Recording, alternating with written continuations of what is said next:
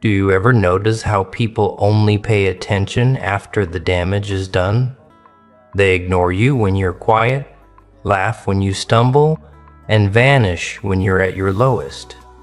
But the second you stop explaining yourself, suddenly everyone wants to know what you're up to. Funny, isn't it? How silence speaks louder than desperation. How stillness makes them nervous. They can't stand not knowing what's coming. And that's exactly why this right now is the turning point. Not because you said something, but because you didn't have to. Just watch. You'll see why. Silence. That thing they all underestimate. That strange, eerie pause that makes people uncomfortable. You walk into a room and you're not smiling. You're not talking. Suddenly, you're the problem, not because you've done anything wrong, but because you've disrupted their little illusion, their idea of what normal should look like. You see, most people need noise, chaos, chatter, movement. It keeps them from having to face the truth. But when someone goes quiet, that's when the alarm bells start ringing. Not because you're broken. No, but because they know you're starting to see clearly. It's funny, isn't it, how quickly they get uncomfortable when the mask slips when you stop pretending. When you stop entertaining, the silence becomes a mirror. And guess what? They don't like what they see. You used to beg for attention, approval, a pat on the head. Not anymore. Now they notice your silence like a bomb waiting to go off. They study your movements, read into your expression, try to decode your next move. Because silence doesn't mean weakness, it means calculation. When you were crying, they looked away. When you were shouting, they laughed. But now you're quiet, and suddenly they're watching closely. Why? Because they know something shifted. They can feel it like a storm that hasn't broken yet. But you can smell it in the air. That tension, that pressure, that strange stillness before the world changes. That's what silence really is. It's not absence. It's the calm before detonation. People think power is loud, flashy, explosive. They think it announces itself with a bang. But real power creeps in quiet, like a shadow in the corner. It doesn't ask permission. It doesn't raise its voice. It simply takes control. And when you understand that, when you embrace that silence, you stop reacting. You stop giving them the satisfaction of seeing you bleed. You watch, you wait. And you make every word, every move, every breath deliberate. They used to think you were predictable, an open book, but now you've shut the pages. Now you're writing in ink. They can't read and it drives them mad. They poke, they prod, they try to provoke a response, any response. But you've gone still. You've become the quiet they can't control. And in that silence, you found your edge. Let them underestimate you. Let them think you've fallen off. Let them think you're done. That's when you have them exactly where you want them. Because when you're quiet, you see everything. You hear what they say when they think you're not listening. You notice who claps when you lose. You learn the rhythm of their games, their lies, their masks. And you start playing by different rules. They don't fear you when you're loud. They expect loud. They prepare for loud. But when you say nothing, when you vanish into yourself, when you stop defending your name, that's when the tables turn. That's when the power shifts because now they're reacting to you. Every second of your silence echoes in their heads. Every breath you take makes them second guess their own. You've become a presence. Silence is a weapon, but only in the hands of those who know how to wield it. Most people are too scared of their own thoughts to be quiet. They fill the air with nonsense, hoping to drown out the fear. But not you. You've learned to sit with the silence, to own it, to become it, and that terrifies them. You're not here to explain. You're not here to perform. You're not here to fix what they broke. You're here because you finally understand that silence makes the loudest noise when power shifts without warning. They always want a reason, don't they? A neat little story to explain the change. Why you stopped answering. Why you walk different now. Why you look at them like they're already dead to you. But the truth is, they don't deserve your explanation. They had their chance. They played their games, pulled their strings, laughed when you broke, and now that the curtain's closed, they suddenly want an encore. But you're done dancing for an audience that only clapped when you bled. People fear what they don't understand. But more than that, they fear what they can't control. And mystery terrifies them. You used to be predictable, always showing up, always proving yourself, always trying to be seen. You handed them every version of yourself, hoping just one would be enough. But now you've gone silent. Now you've gone dark, and they panicking. They poke around, ask questions, send messages disguised as concern. You good? Just checking in. No, they're not checking in. They're checking up. Trying to see if you've moved on, grown past them, started building without their permission. You became a question mark in their story. And nothing haunts people more than a chapter they didn't get to finish. You stopped being easy to read. And now they don't know what page you're, or if they're even in the book anymore. You see, people are drawn to chaos as long as it isn't theirs. They don't want to face their reflection, so they keep others predictable, labeled safe. But when you pull away, when you take your narrative and set it on fire, suddenly they're left in the smoke, coughing, scrambling, wondering where it all went wrong. And the funniest part, you didn't scream. You just stopped showing up the way they expected you to. And now they talk. Of course they talk. They've changed. They're not the same anymore. No, you're not. You stopped being their puppet. You stopped shrinking to fit the frame. You became an unsolvable riddle, a mirror they can't stand to look into. And with every unanswered call, every unread message, every silence that follows their question, you're teaching them something. You're teaching them that respect is earned, not demanded. When you were predictable, they had power.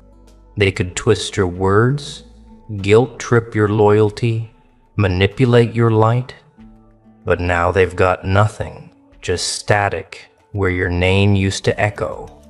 You've become absence with weight. You've become a legend they can't touch.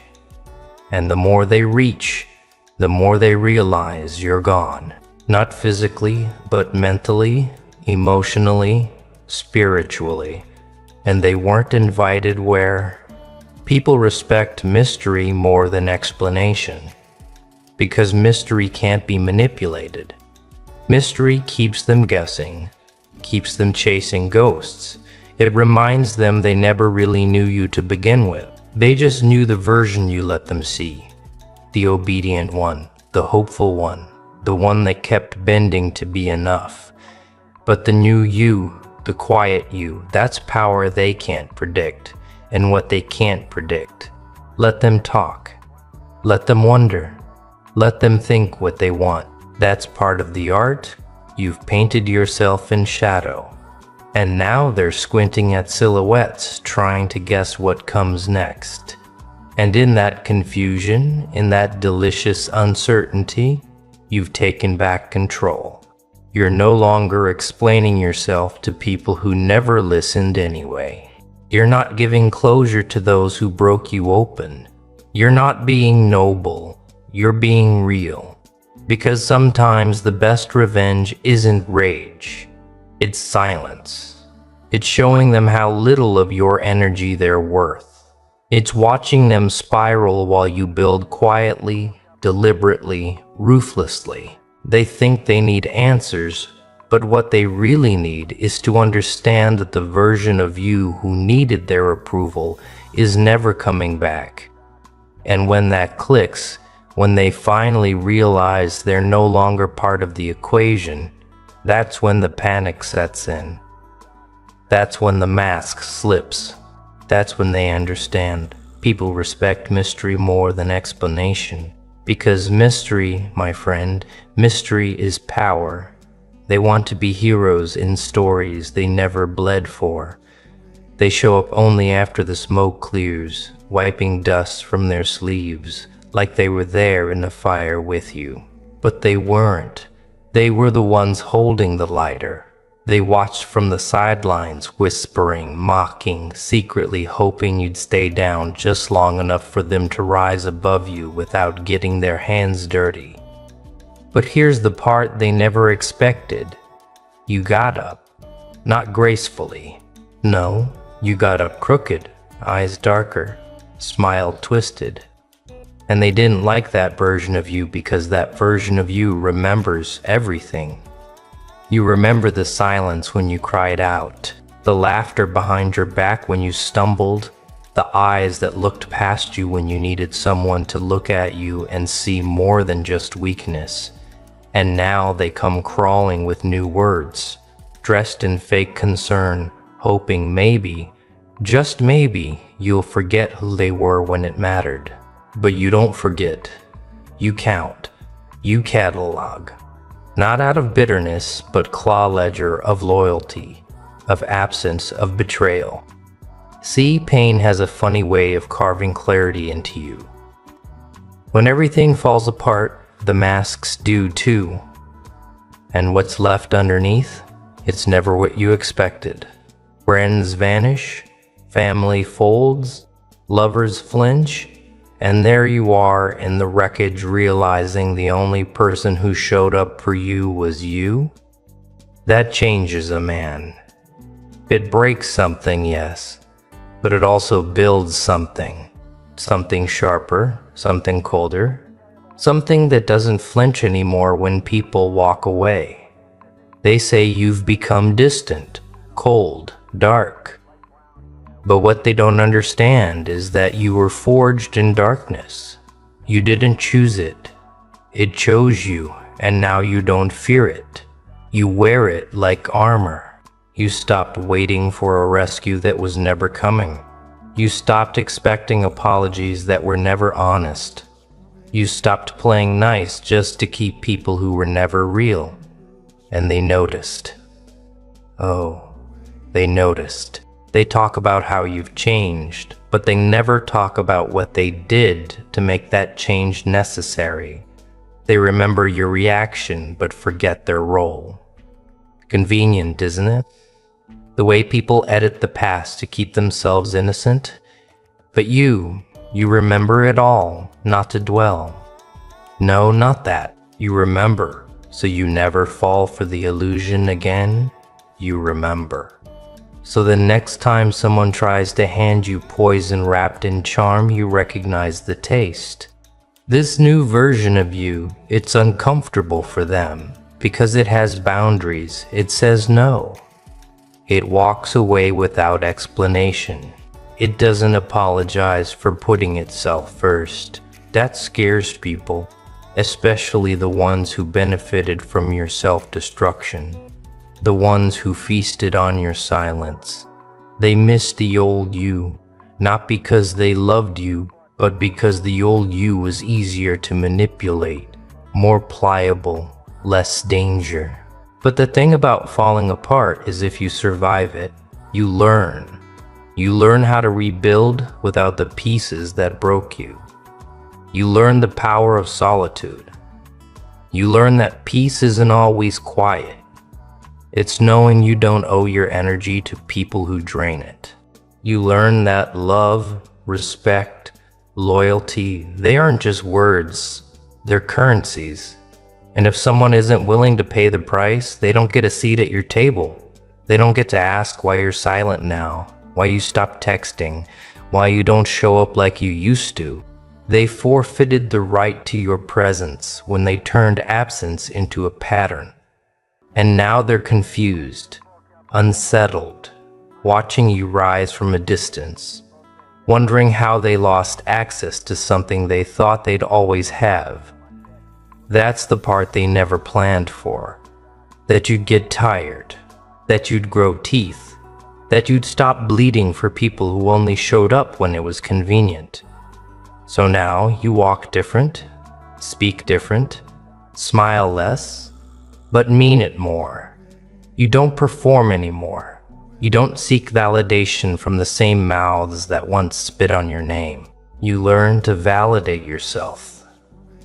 And once you taste that kind of freedom, you can't go back. They can't reach you anymore. You're on a different frequency now. One built on truth, not illusion. And they're still stuck trying to figure out how you turn your pain into power. They all laughed when you said you had a dream. Not the polite kind of laugh. The kind that stings, that lingers. The kind that tells you without words, "You really?" They don't say it out loud, but you can hear it in the silence, in the eye rolls, in the way they change the subject when you speak. They treat your ambition like it's a disease. They talk about being realistic, like that's the medicine you're supposed to swallow. But deep down, they're not protecting you from failure. They're protecting themselves from the discomfort of watching you become what they couldn't. You see, people love it when you stay small, when you keep your head down, when you play the part you've always played. Because if you rise, if you break the mold, if you dare to believe in something bigger, it forces them to confront the prison they never tried to escape. Your progress is a mirror, and not everyone likes what they see in a mirror. They don't want to be reminded of what they gave up on, of how they settled. So instead, they call you crazy. They call you obsessed. They call you unrealistic. And they do it with smiles, with love, with that tone that pretends to care but reeks of fear. But you kept going even when the door slammed, even when no one clapped, even when all you had was grit and rage and a vision so clear, it hurt to look away. You didn't need their applause. You needed silence. Silence sharpens the blade. You learn to walk through fire without flinching. You learned that the world doesn't give you permission. It waits to see if you'll break. And if you don't, if you rise, then they pretend they always believed in you. That's the trick. They rewrite the story when you win. So you keep moving, not because it's easy, not because you're fearless, but because something inside you refuses to die. That little flicker, that voice that says, "There's more." They tried to snuff it out, and maybe for a while they did. Maybe you believed them, maybe you shrank, maybe you played small because you thought that's what love looked like. Acceptance with conditions. But now you know better. Now you realize that real love doesn't ask you to shrink. Real love fans the flame. It hands you gasoline. You remember every laugh, every doubt, every time they looked at you like you were delusional. Good. Don't forget it. That's fuel. That's memory. That's the ache that turns into action. You don't have to prove them wrong. You just have to prove yourself right. And the more they talk, the more you build quietly, ruthlessly, with precision, with madness. Not because you're trying to hurt them, but because you're done letting them hurt you. They don't understand that failure doesn't scare you anymore. Rejection. You've tasted it so many times, it's almost sweet now. It's familiar. But regret, that's the one thing you won't tolerate. You'd rather die on the climb than rot at the bottom pretending you never wanted to go up in the first place. And that makes you dangerous. That makes you untouchable. Because a person who no longer fears falling can fly in ways the cautious never will. So let them laugh. Let them whisper. Let them watch. You're not here to be understood. You're not here to make them comfortable. You're not here to follow rules written by cowards and enforced by sheep. You're here to burn, to become, to carve something immortal from the wreckage. And when you do, when the dust clears and they're standing there, jaws open, wondering how the hell you made it, you'll smile. Not out of arrogance, out of memory. Because you remember the nights you almost gave up, the mornings you couldn't get out of bed, the demons you danced with, the silence you screamed into.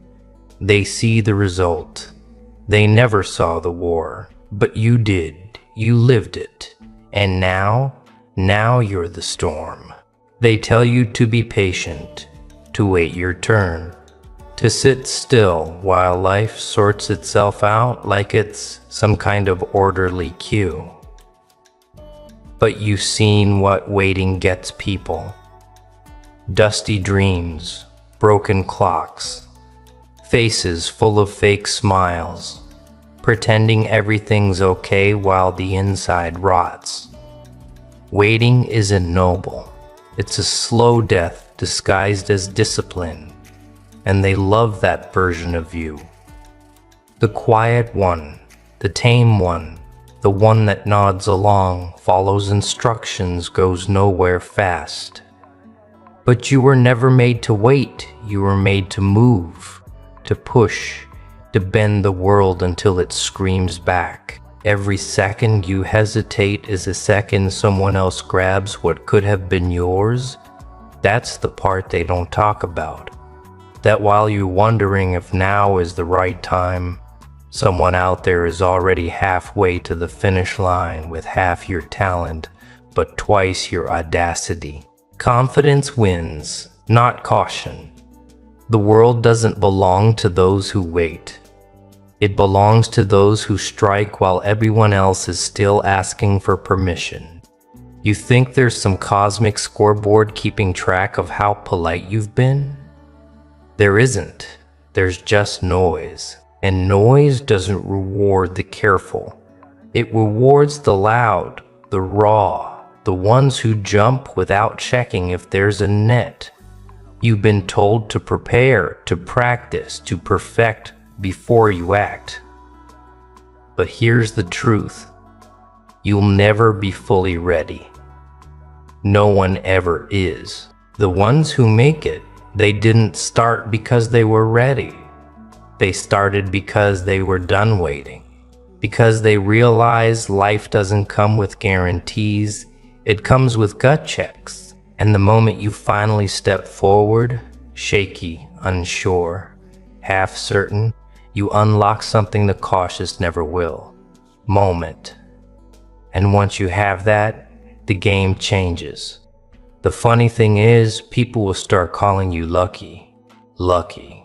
As if they didn't see you bleeding behind closed doors, fighting the voices that told you to play it safe. As if they didn't hear the silence you broke with your first step. They'll act like it was all inevitable, like you were always going to make it. But you know the truth. You know how many nights you sat in the dark trying to convince yourself you were worth the risk. How many fake smiles you wore just to survive the day. They never see the beginning. They only see the explosion. and they call it fate. But fate doesn't pick favorites. It just waits. It waits for the one bold enough to knock the door down instead of waiting for it to open. And maybe that's you. Maybe you're the one who stops asking and starts taking, not because you're cruel, but because you're done being polite to a world that only respects pressure. Pressure breaks stone. Pressure builds diamonds. Pressure makes people uncomfortable. And that's where change begins. You've been sitting on your power, thinking it was a burden, thinking you had to hide it, until the world was ready. But what if the world's waiting for you to stop hiding? What if the fear you've been dragging around is actually the key, the edge, the proof that you're close, not broken? That pounding in your chest isn't anxiety, it's the war drum before the strike. You don't need more time, you need more truth. And the truth is this: the only thing standing between you and what you were meant for is the lie you keep telling yourself about why you can't have it. So go ahead, break rhythm, defy logic, show up messy, flawed, unprepared. Burn the playbook they handed you. They'll hate it at first because they're still in line waiting for their number to be called, but deep down a part of them will wish they had your nerve. Because that's what this world needs. Not more sheep, more wolves, more fire starters. More people willing to say, I'm not waiting anymore, and mean it with every inch of their being. Law. Okay, you gotta give it a minute. Lord, Lord, I'm okay. Lord, Lord, give it all.